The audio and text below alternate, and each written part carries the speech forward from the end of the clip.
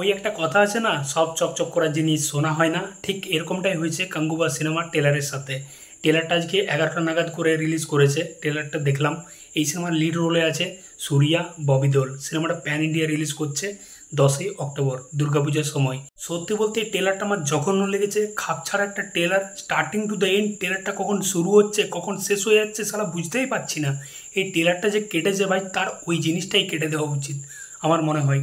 টেলারে দেখবে যে ভিলেন এই সিনেমার ববি দেওল, তার যে লুকটা, যেরকম ডেঞ্জারাস একটা লুক, ডেডলি একটা লুক, তার ওরকম একটা ঘোলা ঘোলা চোখ, মানে লুকটা দেখলেই ভয় হয়। কিন্তু টেলারে তাকে যেরকমভাবে প্রেজেন্ট করেছে, তার যেরকম এন্ট্রিটা, মানে কোনো গুজবাম্পই দেয়নি, একদম নর্মালভাবে প্রেজেন্ট করেছে। এবং সূর্যার কিছু সিনকে কাট কাট করে দেওয়া হয়েছে, মানে টেলারের মধ্যে বোস করে দেওয়া হয়েছে। এবং সূর্যা একটা লাউড পারফরমেন্স দিচ্ছে। এবং আমার মনে হয় এই সিনেমাটা পুরোটাই দাঁড়িয়েছে সূর্যার পারফরমেন্সের উপর।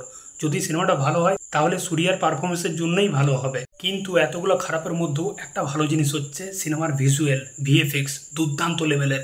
সিনেমাটায় খরচা করেছে সেটা বুঝতে পারছি, যেরকম টেলারের মধ্যে ভিজুয়ালগুলো দেখতে পাচ্ছি, ওরকম জাহাজের একটা সিকোয়েন্স রয়েছে, ফাইট সিকোয়েন্সগুলা, জঙ্গলের যে সিকোয়েন্সটা রয়েছে, ট্রাইবেল জাতির যে কস্টিউম, তাদের যেরকম লুকগুলা, খরচা করেছে এটা মানতে হবে।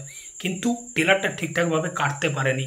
এবার হয়তো সিনেমাটা ভালো হতে পারে, টেলারটা দেখে হয়তো খারাপ বলছি, সিনেমাটা হয়তো ভালো হলো, এটাও হতে পারে। তো এই মুহূর্তে টেলারের রিভিউ করছি, টেলারটা খারাপ লেগেছে ওই জন্য টেলার নিয়েই বললাম। সিনেমাটা হয়তো ভালো হতে পারে, কারণ সিনেমাতে সূর্যার মতো অ্যাক্টার আছে এবং ববি দেওলের মতো অ্যাক্টার আছে এবং দিশা পাটানি আছে, যাকে টেলারের মধ্যে দেখতে পাইনি। এটা একটা ভালো জিনিস হয়েছে, টেলারে তাকে দেখতে পাইনি। তো তোমাদের টেলারটা কেমন কী লেগেছে অবশ্যই কমেন্ট করে জানাও, আর না দেখে থাকলে অবশ্যই দেখো, তারপর কমেন্ট করো।